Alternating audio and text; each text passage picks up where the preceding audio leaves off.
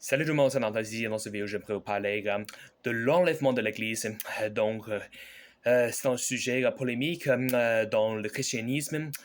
Il y a des gens qui croient que l'enlèvement de l'Église n'existe pas, c'est une fausse doctrine. Il y a des gens qui croient que l'enlèvement de l'Église aura lieu après ou pendant la tribulation, mais je vais vous montrer dans cette vidéo pourquoi l'enlèvement de l'Église aura lieu avant la tribulation. Donc, la position pré-tribulation, c'est correct. Mais on va commencer avec l'Évangile de Matthieu, chapitre 24, verset 3. Comme Jésus s'assit sur le mont des Olivières, les disciples vinrent à lui à part, disant, dis-nous quand ces choses arriveront-elles, et quel sera le signe de ta venue et de la fin du monde? Et Jésus répondit et leur dit, prenez garde que nul homme ne vous induise en erreur, car beaucoup viendront en mon nom, disant, je suis Christ, et ils en tromperont beaucoup. Vous en entendrez parler de guerre et de prix de guerre. Veillez à ne pas vous troubler, car toutes ces choses doivent arriver, mais ce ne sera pas encore la fin, car il s'élèvera nation contre nation et royaume contre royaume. Il y aura des famines, des épidémies et des tremblements de terre en divers lieux. Tout cela est le commencement de douleur. Alors, ils vous livreront pour être affligés, et vous tueront, et vous serez haïs de toutes les nations à cause de mon nom. Alors, beaucoup trébucheront, et se trahiront les uns les autres, et se haïront les uns les autres, et beaucoup de faux prophètes s'élèveront et en tromperont beaucoup. Et parce que l'inquiétude abondera, l'amour de beaucoup se refroidira. Et donc, c'est l'Évangile de Matthieu, chapitre 24, verset 3 à verset 12. C'est ici où Jésus prédit la fin du temps. La fin du temps, est-ce que nous sommes dans cette époque? Oui. Oui, est-ce qu'on vit dans une époque où il y a beaucoup de guerres, où les nations se lèvent contre les autres? Oui. Le royaume contre les autres? Oui. Contre le royaume? Oui. Est-ce qu'on a des famines? Oui. Est-ce qu'on a des épidémies? Oui. Des tremblements de terre en divers lieux? Oui, absolument. Est-ce qu'il y a des faux prophètes qui se disent ce qui dit qu'ils sont Christ? Est-ce qu'il y a beaucoup de faux prophètes qui trompent beaucoup de gens? Oui.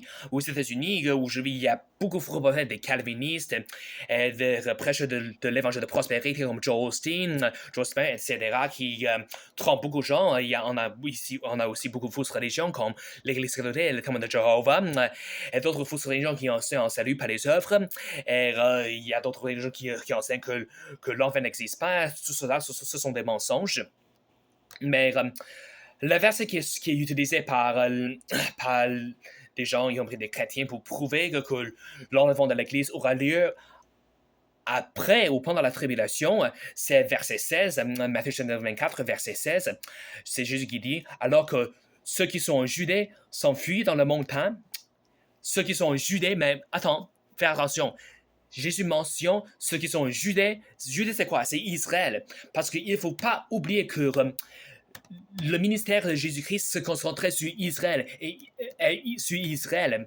On voit, par exemple, en Matthieu chapitre 4, verset 23, et Jésus allait par toute la Galilée, enseignant dans le synagogue, prêchant l'évangile du royaume et guérissant toutes sortes de maladies et toutes sortes d'infirmités parmi le peuple.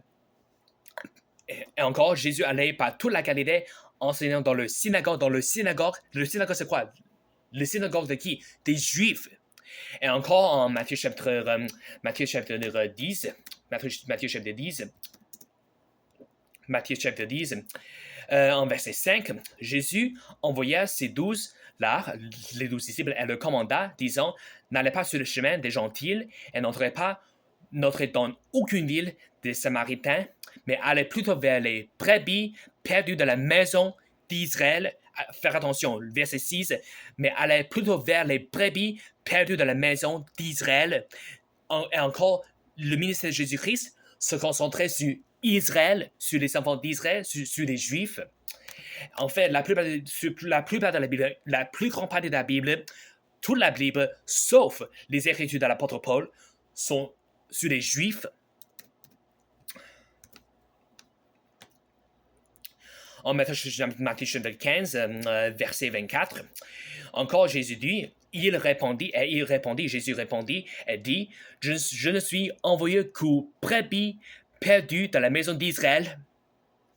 Encore, c'est Jésus lui qui dit qu'il a été envoyé aux brebis perdues d'Israël, parce que encore son ministère, c'est sur Israël. C'est pareil pour les premiers chapitres, les chapitres 1 à chapitre 7 des Actes des Apôtres. Ces chapitres se concentrent sur Israël, les Juifs. Ça nous emmène vers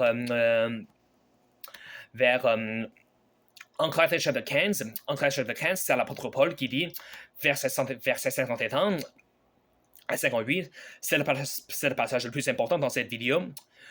Voici, je vous fais connaître en mystère.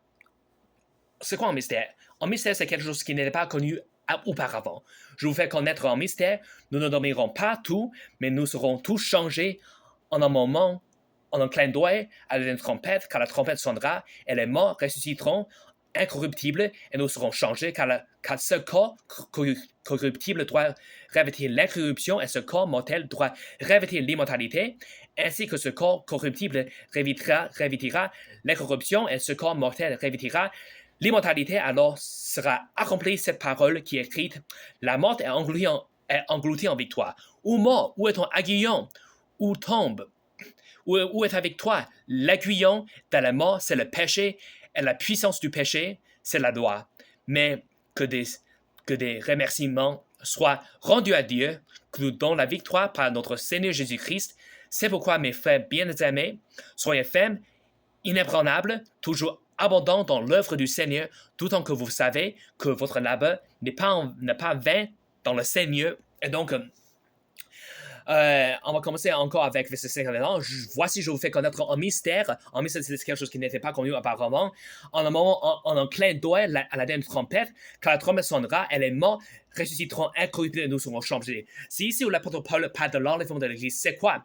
La dernière trompette sonnera, et les morts seront pris avec Jésus, et nous aussi, nous serons pris avec lui, et si nous sommes encore vivants sur la terre. Si vous êtes chrétien qui vit dans cette époque, l'époque actuelle, la dispensation de grâce, il y a deux choses qui peuvent vous arriver. Soit vous mourrez et vous allez au paradis tout de suite, ou soit que Jésus revient pour récupérer nous tous, pour nous emmener au paradis, au ciel, pour être avec lui pour toujours. Ce sont les deux destins qui vous attendent si vous êtes chrétien, si vous êtes sauvé. Encore, en Thessaloniens chapitre 4, verset 16, car le Seigneur lui-même descendra du ciel avec un cri, avec la foi de l'archange, avec la trompette de Dieu, et les morts en Christ ressusciteront les premiers, puis nous qui sommes vivants et qui demeurons, nous serons enlevés avec eux dans les nuages à la rencontre du Seigneur en l'air, et ainsi nous serons toujours avec le Seigneur. C'est pourquoi consolez-vous les uns les autres par ces paroles.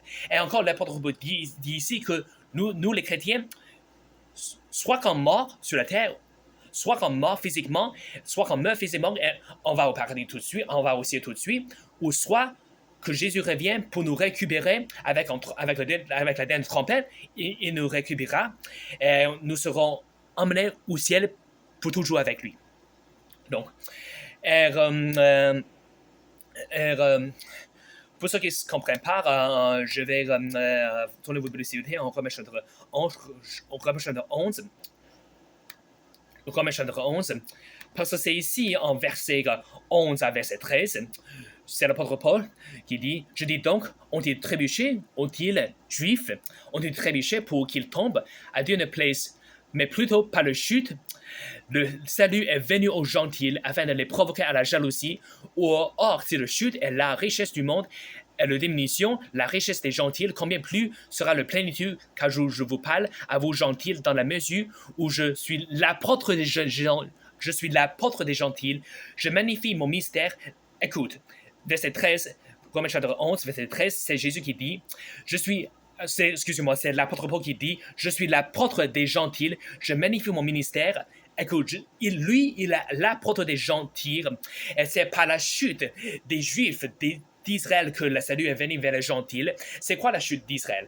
La dernière chute d'Israël, c'est quand, après la dernière résurrection de Jésus-Christ, en Actes 6 et 7, avec la lapidation d'Étienne, Et ça, c'est dans la réjection de Jésus-Christ. Et c'est pour ça que Dieu en Acte de 9, c'est là où l'apôtre Paul est sauvé. Et Dieu le nomme l'apôtre des gentils pour amener l'évangile, pour prêcher l'évangile aux gentils.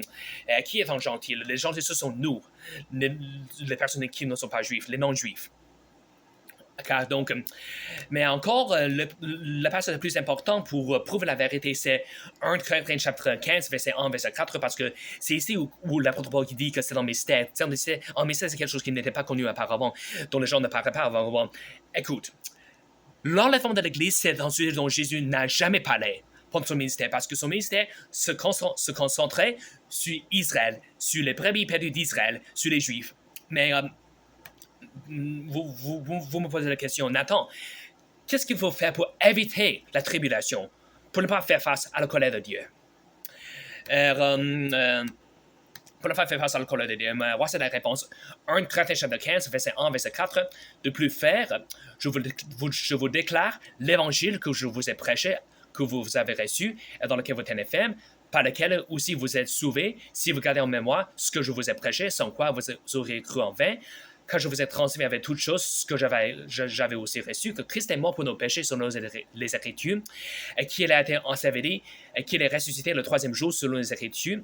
Et donc, ça, c'est l'Évangile. Si vous croyez que Jésus-Christ, le Fils engendré de Dieu, est né d'une vierge, la Vierge Marie, il a vécu une vie parfaite, il a suivi tous les commandements de Dieu, il n'a jamais péché, mais les gens l'ont crucifié sur la croix, et puis, il est descendu en enfer pendant 3 jours et 3 nuits. 3 jours et 3 nuits plus tard, il est ressuscité le troisième jour. Et si vous mettez toute votre confiance en tout cela, en toutes ces œuvres, vous avez la vie éternelle.